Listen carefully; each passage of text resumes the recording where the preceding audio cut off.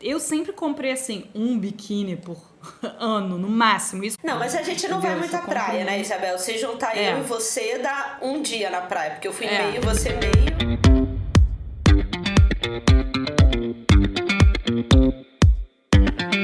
Esse é o High Low, um podcast sobre os altos e baixos da moda. O meu nome é Olivia Merchior e eu sou Isabel Junqueira. Oi, Oli, tudo bem? Oi, Bel! Hoje a gente vai continuar um assunto, né, que a gente começou há 2 ou 3 episódios atrás, quando a gente entrevistou a Lene Niemeyer, e é moda praia. Mas dessa vez a gente resolveu dar um contexto histórico, né, que a gente não falou tanto sobre isso com a Lene. E depois falar um pouco sobre o cenário do segmento de moda praia no Brasil. Para os nossos ouvintes entenderem o contexto, a gente gravou tanto a Lene quanto a Borana aí em Paris. A Borana é uma marca de biquíni que tem 10 anos, né? É bem mais nova. Bem mais nova. E aí a gente aproveitou que a Lene estava aí também vendo coisas para a coleção para a nova coleção, a Borana também, e a gente pensou em fazer, né, Bel, um episódio de moda praia com as duas, mas a conversa com ambas foram tão boas, né? E a gente decidiu separar e transformar em 2 episódios. Então no final desse episódio vocês vão escutar a gente conversando com a Inani e com a Patiara, mãe e filha que são donas da Borana e que são um grande case de sucesso no segmento. Todo mundo tá reclamando, né? Todo mundo tá falando que o mercado tá parado. Até pra moda praia, né? Que é um segmento que funciona melhor do que o prêt-à-porter, digamos assim, né? Tem mais saída no geral, tem né? mais saída, Mas é engraçado também porque ele tem mais saída durante alguns meses, né? Isso quando a gente fez PH também no projeto Top 5 para o desfile da São Paulo Fashion Week, ficava muito claro. Eles tinham praticamente de outubro, novembro, dezembro, janeiro, fevereiro, acabou. Mas vamos então voltar para um lado mais histórico? Antes de chegar no sucesso da Borana. Antes de chegar no case de sucesso, né? Porque o biquíni poderia estar naquele episódio que a gente fez, que foi um dos primeiros que a gente fez de moda e política. Que a gente falou sobre algumas peças que causaram um escândalo, polêmica, como a calça e a saia, né, dependendo do período da história, mas o biquíni é completamente político, né? Você sabe que o meu TCC, Bel, na PUC, sabe como ele se chamou? Como? Biquíni com K versus biquíni com QI, bomba atômica da moral. Olha! E qual é essa briga entre o K e o Q? É porque o biquíni com K é o atol de biquíni, né? Sim, onde tinham as bombas atômicas eram testadas. Um atol, nas Ilhas Marshall, né? Isso. É o atol de biquíni, que é a mesma data, o início dos testes da bomba atômica, 1946, e a mesma data que Louis Réard faz, né? Ou o outro francês, Jacques né? Lançam em 1946. Aí eu ficava achando, cara, porque tem vários lugares que dizem que as maiores invenções do século XX foram a bomba atômica e o biquíni. A moda praia começa no século XIX. E uma coisa que influencia na moda praia são as ferrovias, né? Porque é no século XIX que o sistema ferroviário começa a desenvolver no Brasil um pouco mais no final. E aí as pessoas começam a viajar mais, conseguem ir à praia pela primeira vez e começam a se banhar. É aí que ir para a praia virou um hábito social mesmo. Só que no século XIX, não existia maiô nem biquíni. As pessoas existiam roupas específicas, né, para ir à praia. Geralmente eram umas túnicas, uns vestidos mesmo longos, com uma calçola por baixo. Para mulher, obviamente, que pro homem, geralmente, era aceitável nadar nua. Nua mesmo? Olha. Bom, pra mulher ainda tinha a questão da pele, né? Porque o bronzeado, você ter a pele bronzeada não era bem visto. Era e coisa tinha de até bárbaro. Na Inglaterra, eu achei um site que eu até depois vou colocar no nosso site, tinha um objeto chamado bathing machine. Isso foi na Inglaterra, que eram aquelas casinhas. Isso existiu muito até o século XX, aquelas casinhas onde você se trocava, sabe? Sim, acho tão fofa. Hoje em uma dia graça. É só cenografia, né? Mas exatamente. Mas na Inglaterra tinha uma com rodinha, em que você ia até o mar, porque aí você se trocava lá e já caía direto na praia, porque não era também legal você ficar usando essas roupas, andando pra lá e pra cá. Caramba, que loucura. É muito engraçado. Eu não sei se isso teve fora da Inglaterra, mas curioso, né? Isso eu não conhecia. E vou falar também uma outra referência que eu usei, que foi o livro da Lilian Patti, que saiu tem uns 2-3 anos. Isso é fácil de achar no Brasil e resume bem a história e tem muita imagem, então é ótimo por isso também. Uma figura super importante foi a Annette Kellerman, que é uma nadadora australiana. Os competidores do sexo masculino podiam usar uma espécie de maiô, um macacão coladinho, e ela tinha que usar essas roupas pesadíssimas para nadar. E aí em 1907 ela chega, né, com uma espécie de maiô, mas era mais comprido, mas, por exemplo, mostrava o braço. Ela chegou assim numa praia em Boston, foi presa por indecência. Aí depois ela aparece com uma versão também que deixava as coxas à mostra. Então ela foi meio que a primeira a usar o maiô. E aí, a partir disso, aí vai ficando sem manga, vai diminuindo com o tempo.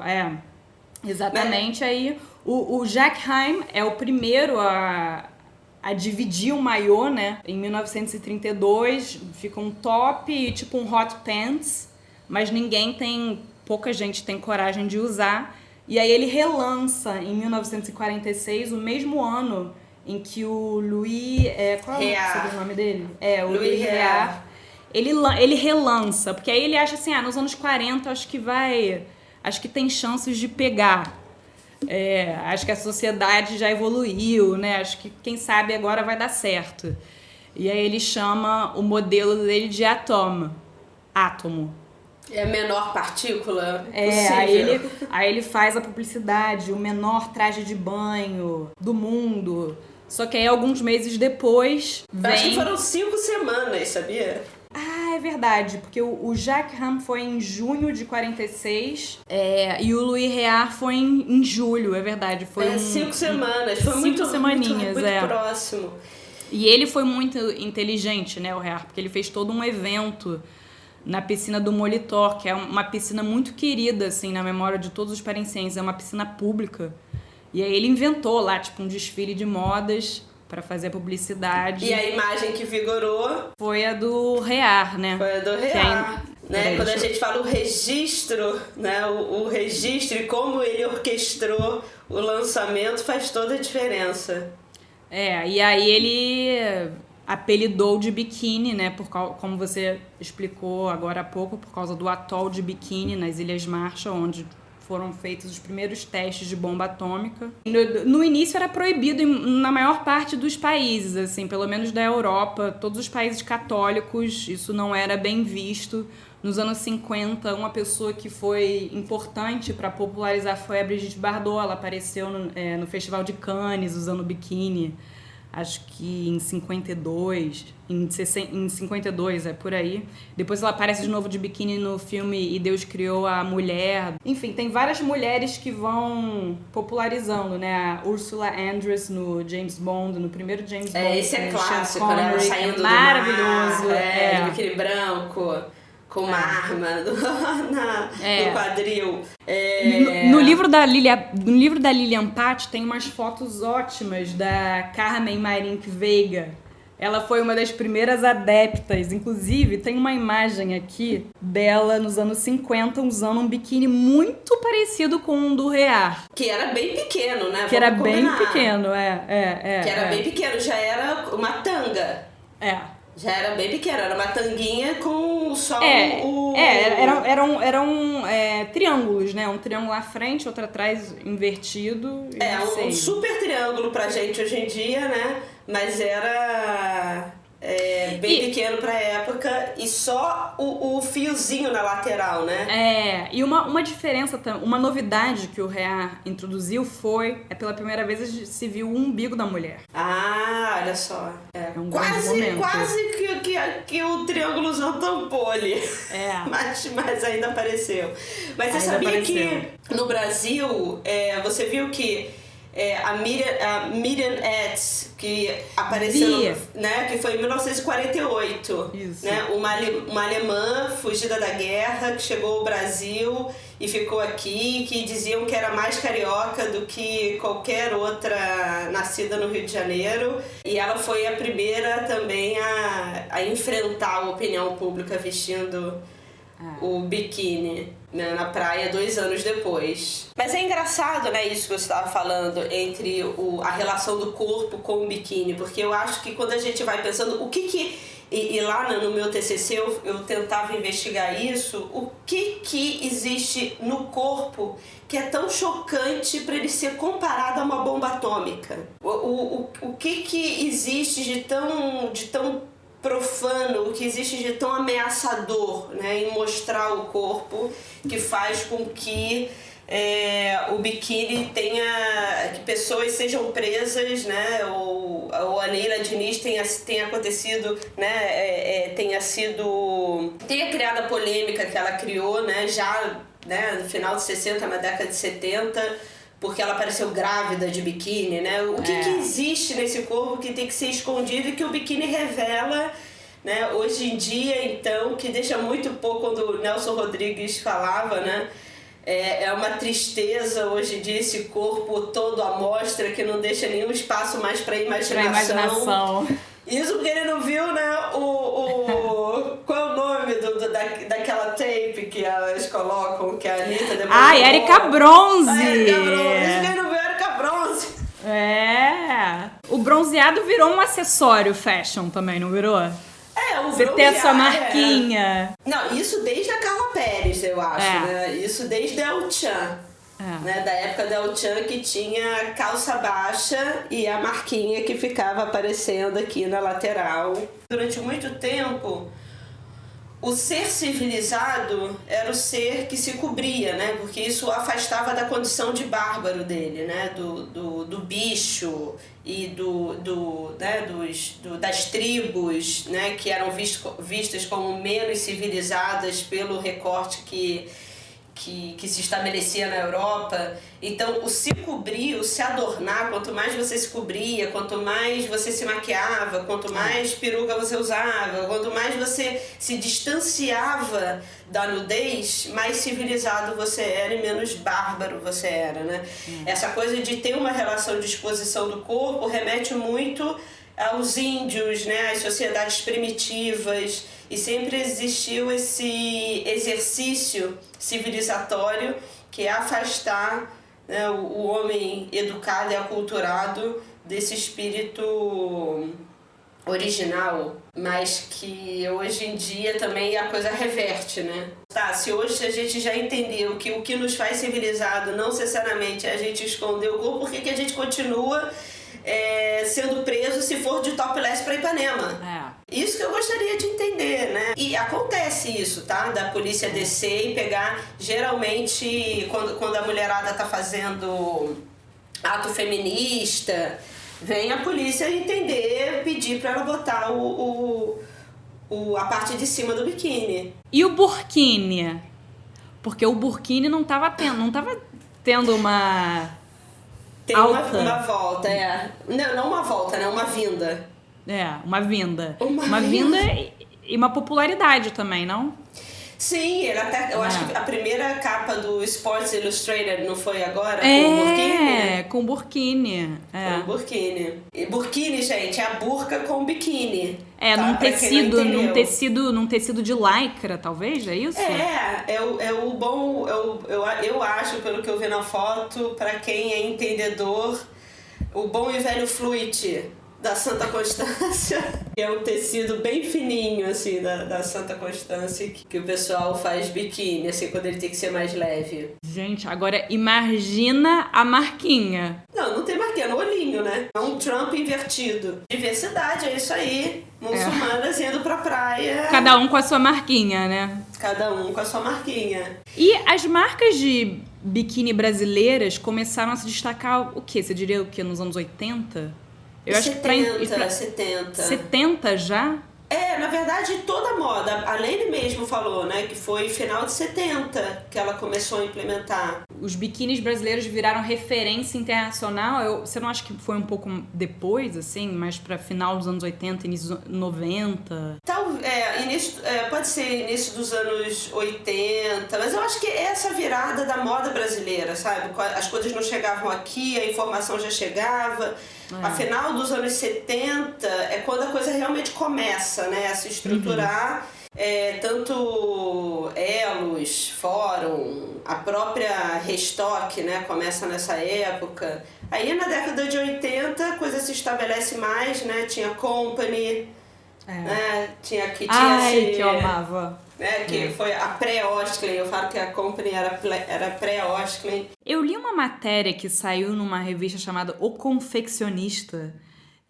O autor é o Marcelo Virim Prado, ele é membro do Conselho Têxtil da Fiesp, e ele faz um pouco o histórico da indústria da moda praia no Brasil, e ele diz que desde a década de 90 foi um crescimento constante. Tiveram 2 picos, o primeiro em 2000, que eu lembro perfeitamente dessa época, a gente era adolescente, né? Então eu lembro perfeitamente Rosa Chá, Salinas, Lene, Blue Man. Até nas semanas de moda, né, no Rio, em São Paulo, era sempre um destaque, assim, né? Sempre. Também é a época das grandes tops brasileiras. Aí um dos dados dessa matéria é que de 1990 a 2000, o setor da moda praia cresceu 40%. E depois teve um segundo pico em 2010. Só que aí depois foi ladeira abaixo, né? Aí entrou em declínio. Mas eu acho que mesmo assim, como a gente falou no início do programa, o setor do moda praia vai melhor do que os outros, não? Eu acho que se você tiver uma boa ideia, por exemplo, como a gente viu da Borana, e você tiver não fazendo só um produto da moda que está acontecendo, você tem uma estrutura de marca, um pensamento por trás, uma proposta para uma moda praia, o mercado brasileiro e é muito propício, né? Porque o biquíni você gasta muito pouco, ele gasta muito menos do que uma roupa convencional. E dependendo se você conseguir alçá-lo a um status de uma peça realmente importante, porque o que acontece nos principais balneários, né, quando a gente falou, tanto Côte d'Azur quanto o Rio de Janeiro, por exemplo, e as praias do Nordeste, é que ir pra praia é um importante evento social. Tem toda essa relação de status também, de como você se organiza em termos de tendência, o que você quer dizer com aquele pedaço de roupa, né? Que a gente sempre fala, como você organiza a sua imagem para parecer aquilo que você quer. E se você consegue, nesses minúsculos pedaços de pano, comunicar, né, ou o luxo, ou comunicar a transgressão, ou comunicar a vanguarda, que não é tão fácil quanto parece, né? A Lene mesmo falou, eu já criei tudo. Todos os tipos de formas. É um desafio, mas a gente tá... E parece mais fácil do que é, mas quando dá certo, dá muito certo. Porque você otimiza a produção, é mais fácil produzir, mas você tem uma imensa concorrência e realmente você tem que ter muita criatividade. Acho também essa relação da praia sendo esse lugar também dessas atividades sociais ajuda muito, né? Essa compra do biquíni, né? Esse investimento no biquíni. E obviamente aliado, né, desde a década de 80, esse culto ao corpo. Isso só aumentou em proporções realmente exponenciais. Começa o quê? Nos anos 20, anos 30, depois da Primeira Guerra Mundial e não para, né? E aí chega na Mulher do Belo. Qual é o nome da Mulher do Belo? Graciane. Da Graciane. A Graciane que investe tanto tempo, né, pra cultuar, pra modelar aquele corpo, ela certamente quer usar, né, um biquíni à altura do seu esforço, né? Não é qualquer biquíni, né? Então, para fechar com chave de ouro esse episódio, a gente vai deixar vocês com a conversa que a gente teve com a Inânia Patiara, são as mentes criativas por trás da Borana. E eu acho engraçado, Bel, porque a primeira vez que eu fui visitar a Borana lá em Vitória, eu olhei, né, para a loja, elas me falaram, olha, tá tudo bem, de venda a gente tá tudo bem. Eu até falei para elas na época, né, se não fosse ter desfile, eu acho que eu ia pedir consultoria para vocês, porque é muito impressionante, gente. Eles têm, né? Eles vão contar hoje um pouco da história, de como eles se construíram. Elas, né? Elas. Toda vez que eu converso com as meninas aqui, né? Com a Inani e com a Patiara, mas com todo mundo da empresa, com o Jorginho, com o Moreno, eles falam que eles não param de vender. Então a gente vai descobrir hoje que mágica é essa. Conta um pouco pra gente de onde vocês são, como é que tudo começou. A gente é de Vitória, Espírito Santo, mas nossa fábrica fica no interior do estado, que é em São Mateus. Meus pais ficam lá e eu e meu irmão ficamos em Vitória porque a loja fica em Vitória e em Vila Velha. Então a gente se divide e um vai apoiando o outro. Então, assim, minha mãe já tinha uma experiência com produção porque ela já teve um ateliê de lingerie. Então eu cresci vendo ela lá costurar, fazer tudo. Eu lembro, com 7 aninhos, eu queria, mãe, faz um sutiã pra mim. Então, assim, a lingerie já foi um comecinho. Aí, depois ela parou, né, com isso, aí começou a fazer, junto com meu pai, assim, outro ramo. E eu fui estudar, fui fazer faculdade, fui fazer farmácia, simplesmente porque eu gostava de química, mas eu também queria ser atriz. Aí eu falei, quando eu me formei, eu falei assim, vou fazer mestrado porque eu quero dar aula. Mas aí nesse meio tempo, depois de 2 meses que eu tinha me formado, eu tava em Vitória, aí liguei pra minha mãe, o que você acha da gente fazer uma marca de biquíni? Ela, minha filha, mas você acabou de se formar. Aí eu falei, não mãe, vamos tentar. E meu pai, vambora. Meu pai sempre foi assim, vai, sabe? Mas da onde veio o biquíni? Eu sempre amei praia, sempre. Então, assim, e tinha uma quedinha por moda. Eu lembro com 12 anos eu usava calça ao avesso, tinha uma costureira perto da minha casa, eu comprava uns tecidos, falava pra ela fazer umas coisas. Só que assim, nunca pensei, quero ter uma marca, nunca almejei isso não. Aí foi assim, simplesmente acontecendo. Então, aí a gente começou em dezembro de 2010, eu tinha acabado de me formar, e foi assim, eu e minha mãe e minha madrinha, minha mãe e minha madrinha costurando e eu criando, assim, foi uma coisa bem natural mesmo. Aí aquela história, eu comecei a vender para as minhas amigas, depois para as amigas das amigas, aí uma amiga começou a vender junto comigo, aí eu ia na casa das clientes, as clientes iam na minha casa, aí outra vende outra. Com um mês que a gente criou a marca, a gente fez pelo Orkut na época. Nossa, então isso foi o quê? Início dos anos 2000? 2010. 2010, tá. E aí, com um mês, uma portuguesa entrou em contato com a gente querendo revender a marca. Foi a nossa primeira revendedora, assim, fora do país, com um mês de marca. Não estava dando conta de vender só eu sozinha, né? Então, aí minha mãe e minha madrinha na produção. Aí chama mais uma costureira, chama mais outra. Aí o espaço lá começou a ficar pequeno. Aí a gente teve que passar para uma fábrica e construímos uma fábrica. A gente pegou um galpão, muitas costureiras. Hoje a gente tem 50 e poucos funcionários. Nossa! Isso em São Mateus, no interior do estado, que não é polo de confecção.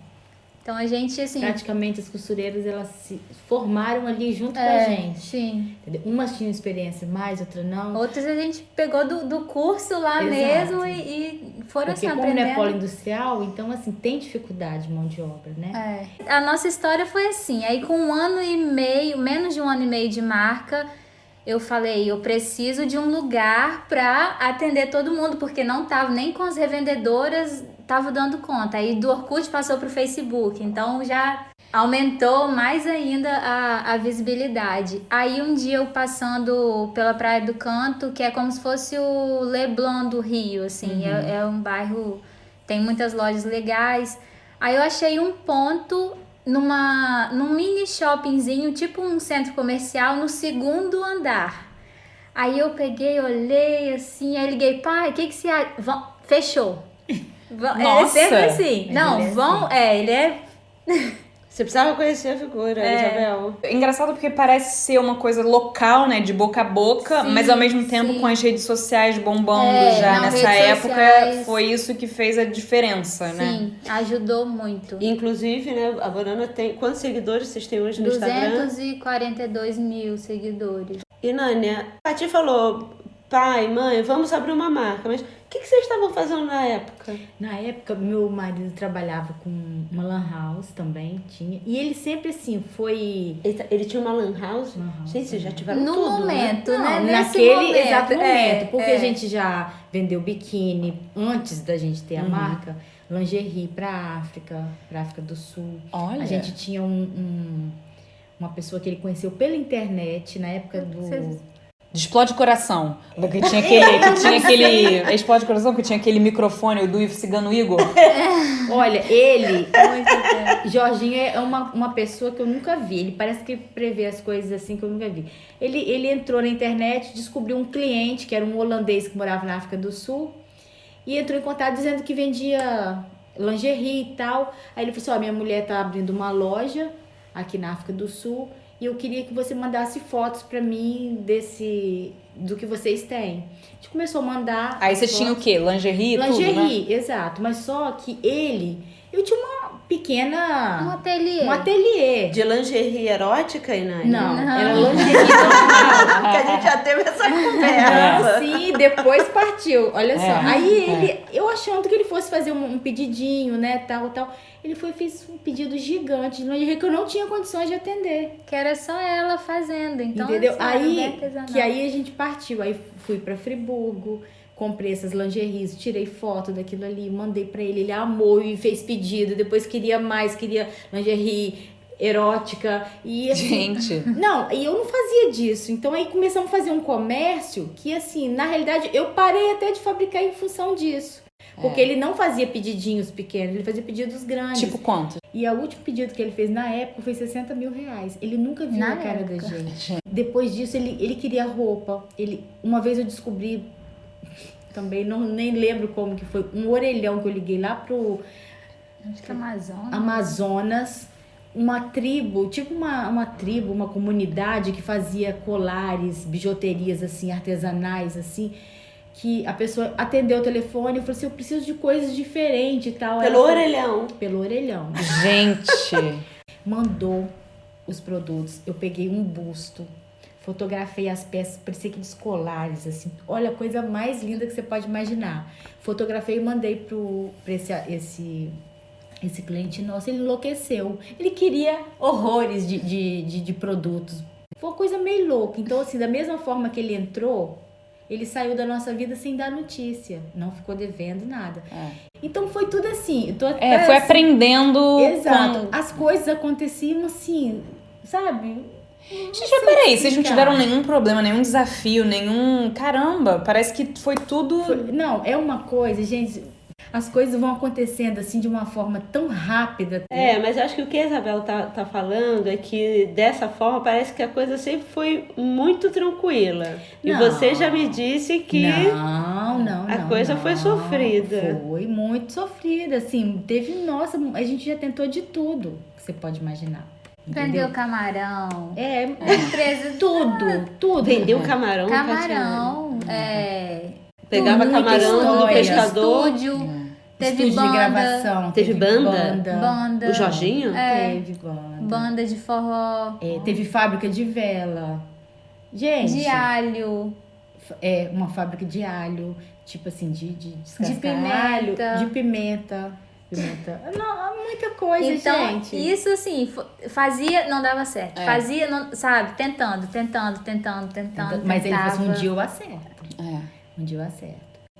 Foi o tempo de Patiara crescer, Moreno crescer, para juntar tudo e a gente formar uma coisa time. mais... Exato. Uma equipe. Sim. Porque é uma equipe mesmo. Porque assim, o que Patiara faz eu não faço, o que ele faz, você tá entendendo? Cada um tem a Cada sua um tem seu particularidade. papel. É difícil, não vou dizer que é fácil, tem nossos desacertos, né?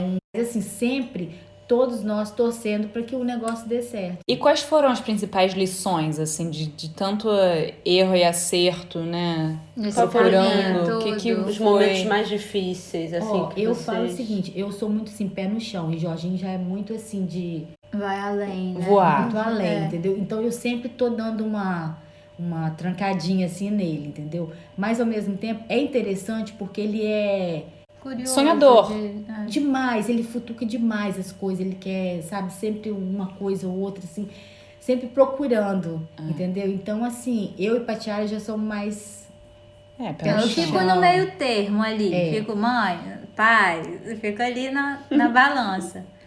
Mas foi muito assim, muita coisa difícil, entendeu? Tem gente que fala assim, qual é o segredo do sucesso? Gente, é muito trabalho, é muita dedicação. Quando a gente começou, nós não começamos grande, não. Nós começamos com R$360. Nossa primeira compra, entendeu? De matéria. E esse foi pra quê? Foi para fabricar os biquínis, foi R$360. Tá. Pra comprar matéria-prima pra Matéria-prima. fazer o biquíni. Entendeu? Então, assim... 30 centímetros de tecido. entendeu? Conta aí como E que aí, era. essa mesma... Eu tinha uma vendedora numa loja que ela vendia pra mim material pra lingerie. E eu conhecia há muitos anos. Gente, eu conheço essa voz. Aí quando eu cheguei até ela, você tá lembrada de mim? Eu tô. Aí eu falei assim, agora eu não vim comprar mais lingerie, eu vim comprar tecido pra biquíni. Então vamos lá escolher. Aí eu falei, eu quero 30 centímetros desse, 30 desse, 30 desse. Ali naquele medo. Aí comprei... Dava pra fazer o quê? Um 30 modelo? centímetros, assim, uns 2, 3 biquínis, dependendo do modelo. Que era uma altura, assim, na época era só cortininha, né? Não tinha muito... Mas isso você já tinha desenhado? Já. Sempre já tinha. tá. A gente já começou tava. muito fazendo o mix de estampas. Era o biquíni cortininha e a calcinha cortininha. Então, as laterais eram de uma estampa, na frente era de outra. Aí, detalhezinho, misturava 2 ou 3 estampas. Isso agradou muito. Isso no muito. começo, Fez um assim, foi uma coisa diferencial. muito diferente, que não tinha, assim, né? A gente fazia muito mix de estampa. E aí aí eu perguntei a ela, eu falei assim, olha, eu vou comprar, mas 30 centímetros é muito pouco. Eu falei, não, é 30 centímetros de cada, é isso aí. Aí fomos lá pra cidade, comecei a fabricar, aí já mandei pra essa daqui.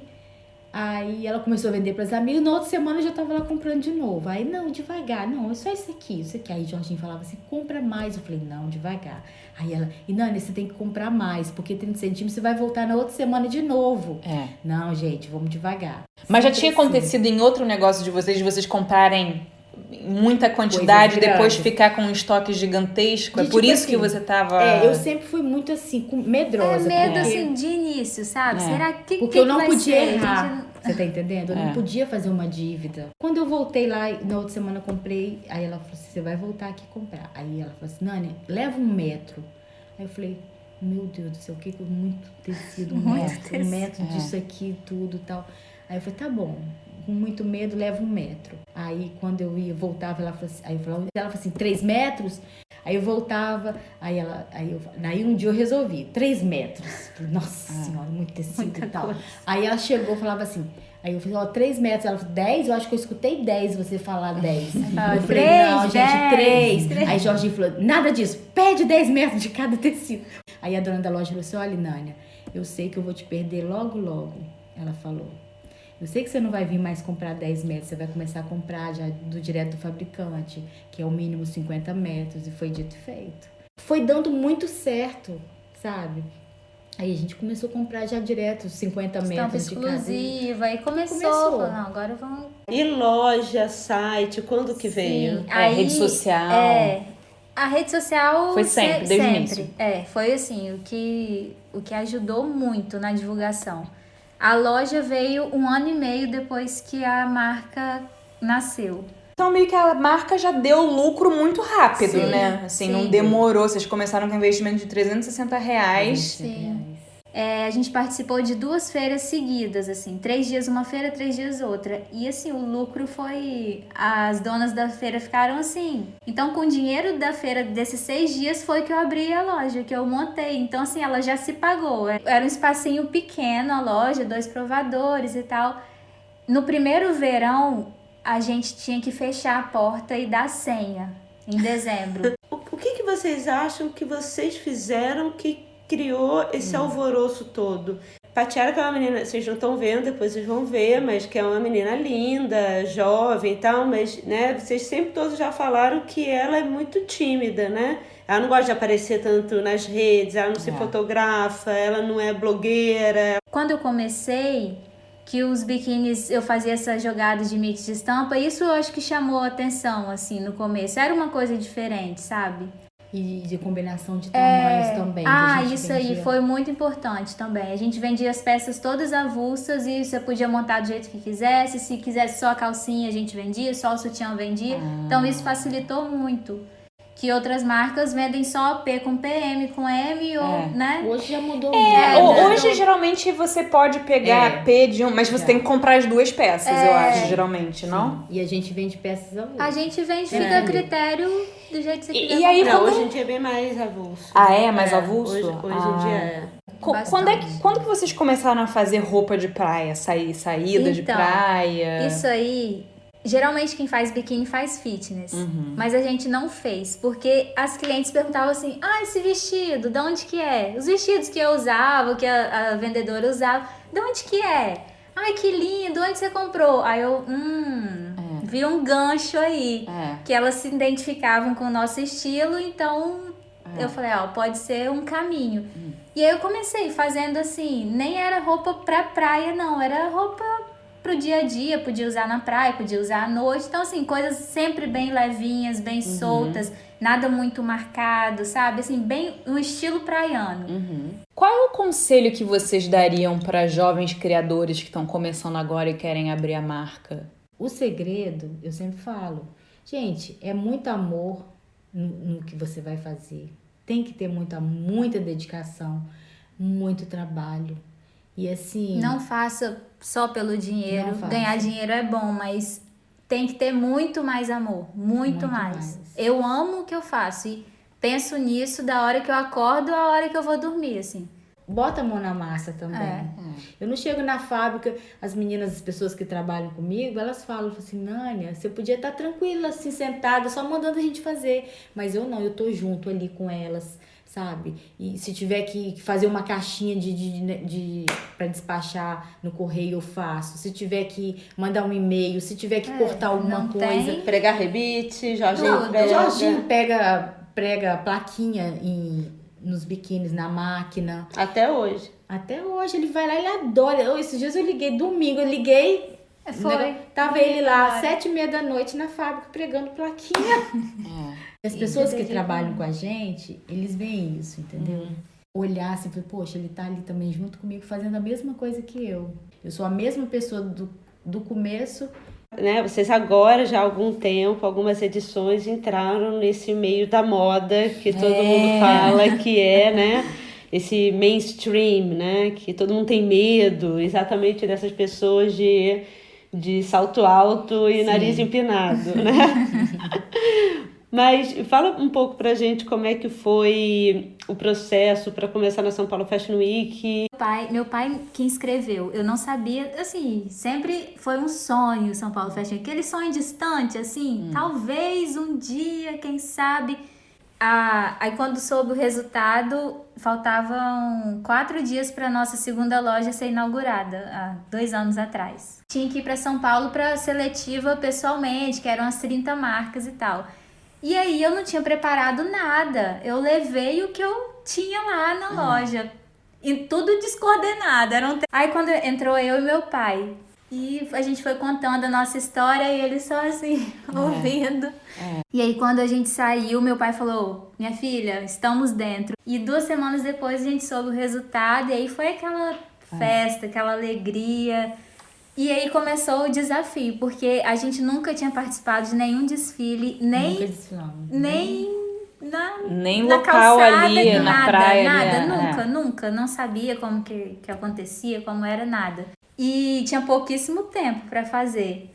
E a gente foi fazendo assim, com o que tinha, vamos fazer aqui 10 looks, aquele desespero, vamos fazer mais um e tal, fizemos. E aí foi maravilhoso, eu não sabia o que era um backstage, não sabia nada, não tinha noção. A gente só aprendeu, eu só tenho a agradecer, porque é um aprendizado que não tem dinheiro que pague, assim, é muito importante. E o nosso crescimento, quem tá de fora percebe mais, mas a gente percebe visivelmente como a gente cresceu em todos os sentidos. O primeiro desfile ao terceiro, e como marca.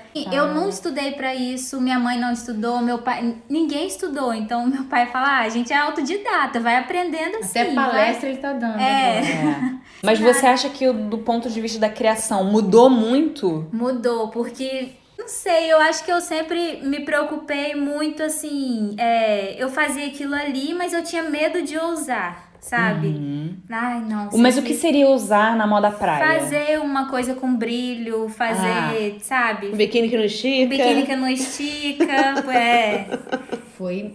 Porque assim, a gente tinha aquela matéria-prima, o tecido que usa, o viscose, linho pra roupa e a poliamida pro biquíni. Então, assim, e trabalhos artesanais, que é o que eu sempre gostei, sempre... Tipo o que, assim? Tudo feito à mão, sabe o pomponzinho do biquíni, do lacinho, os tasselzinhos, sempre assim, eu dei muito valor a isso. Então, são senhorinhas que fazem, sabe? A cordinha trançada à mão. Então, isso eu sempre usei nos biquínis. E aí, eu usei isso no desfile. Falei, vou continuar, que é a pegada que eu quero ter sempre. Aí, no segundo, a gente já usou uns elementos já diferentes. A gente fez coisa com argola, de madeira. Então, aí mistura pompom com trabalho artesanal e faz umas bolsas. Então, assim, vai que tá dando certo. Aí, no terceiro... o desfile que eu mais amei, aí foi tecido que não estica. Aí eu lembro... Tipo Olivia. Qual, assim? Jacquard francês. Olivia apareceu com os tecidos. E elas voltaram a fazer desde o que faziam no início, né? Que era fazer mistura dos quadradinhos. Exatamente. Mas eu acho que a consultoria de produto, eu sempre falo que é uma troca, né? É uma troca muito intensa, porque a gente que trabalha muito com passarela tem uma visão da coisa, né? E quem tem esse lado comercial muito forte, quem sabe muito, né, como vender, também tem essa outra visão, né? Então, assim, o que eu falava lá no início, a primeira vez que eu fui visitar, eu falava, a loja está linda, mas não tem uma coleção. Não, porque você não tem um pensamento de coleção.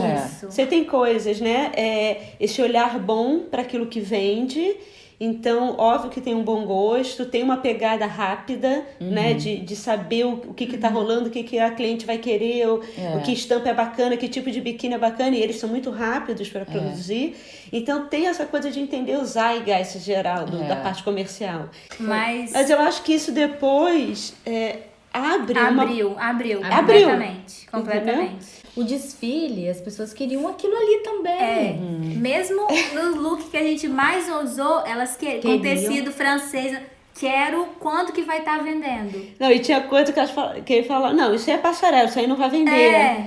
E eu tive que fazer pro comercial, porque eu falei, estão pedindo, vou vender. Mas era aquela coisa que falava, não, mas isso aí vai fazer pra passarela, não vai vender assim, nunca. Aí eu falei, então realmente, Então a passarela acrescentou nesse aspecto da moda. Acrescentou. Então se eu tinha um medo de ousar, perdeu. E agora...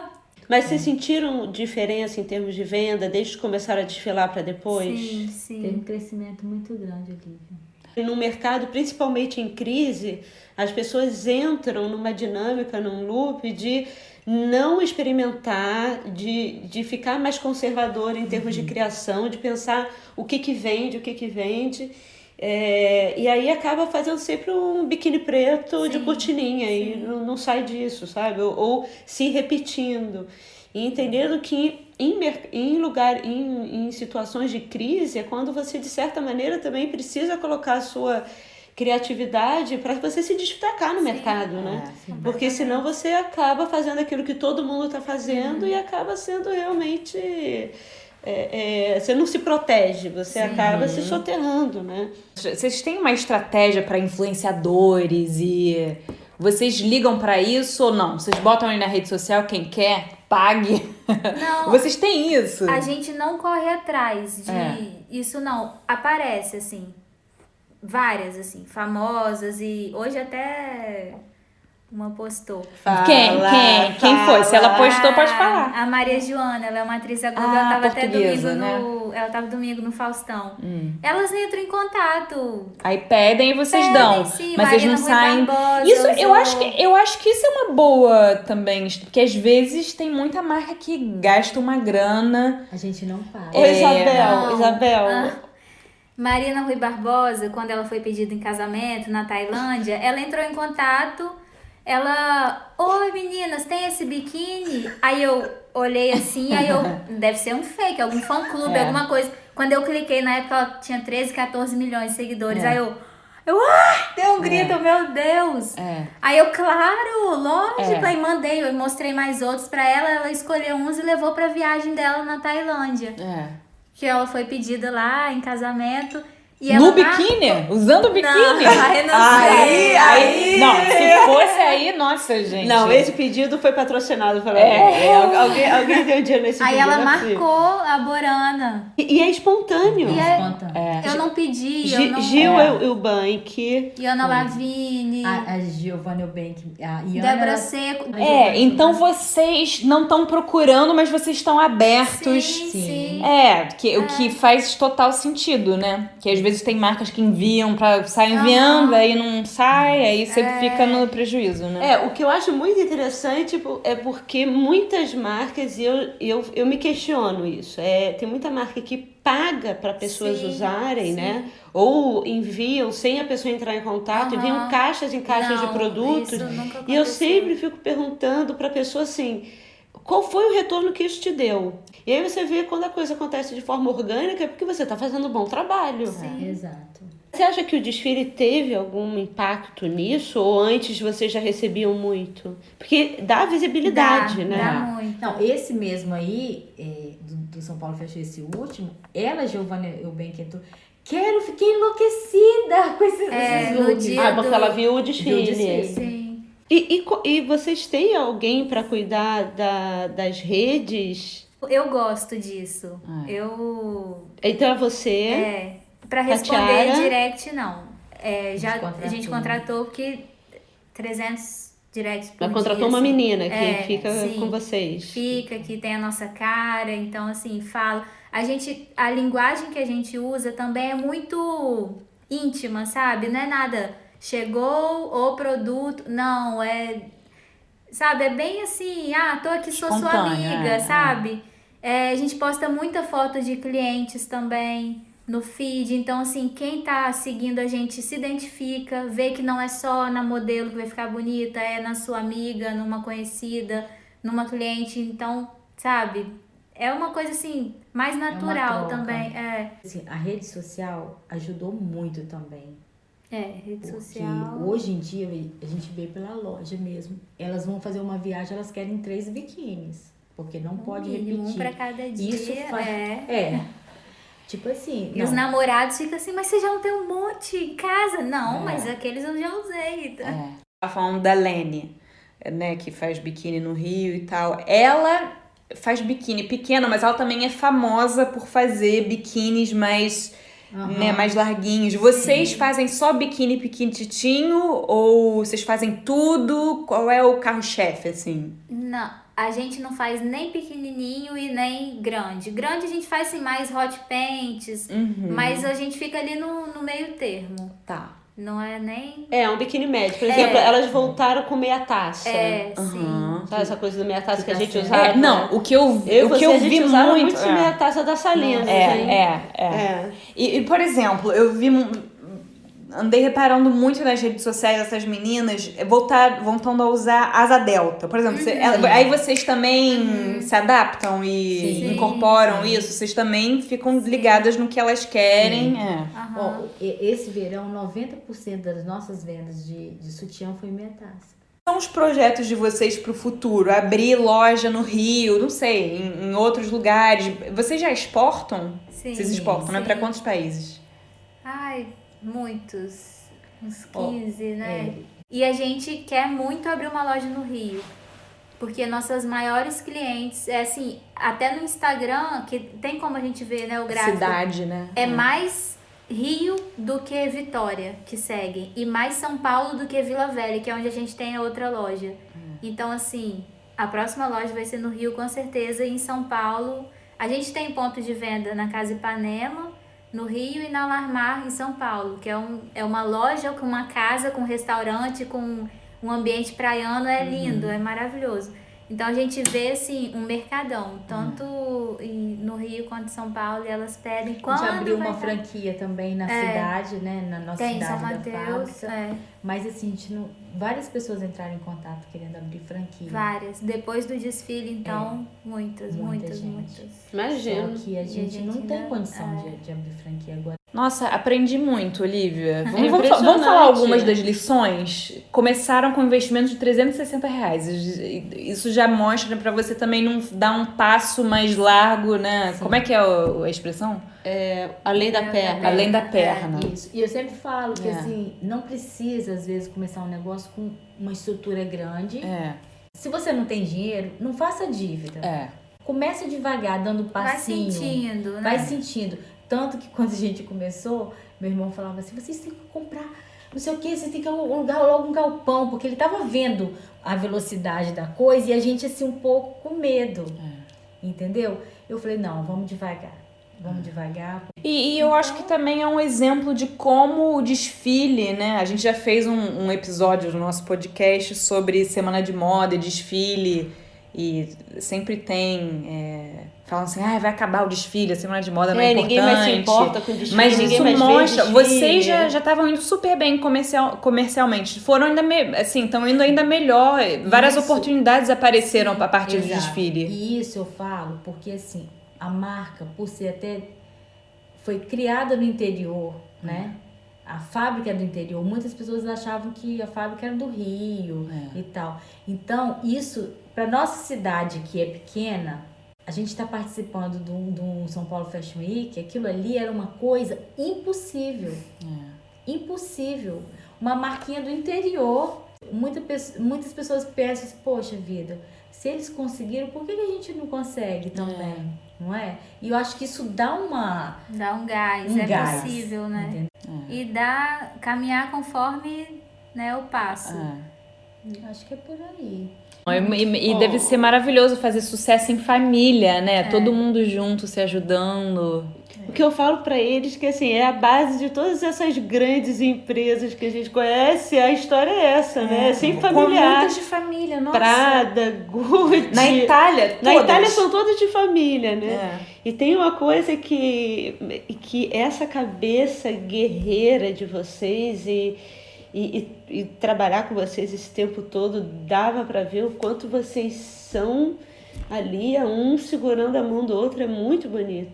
Nossa, Patiara e Nânia, muito obrigada. Imagina, gente. Nós que agradecemos. Eu falei que você ia adorar, Isabel. Ai, Bem, então veremos Borana no São Paulo Fashion Week. fazendo desfile no line-up oficial. Para vocês conhecerem a marca, podem seguir no Instagram, né? BoranaBR. @BoranaBR. E é isso. Espero que vocês tenham gostado. E até o próximo episódio. Beijo, Bel. Beijo, Oli.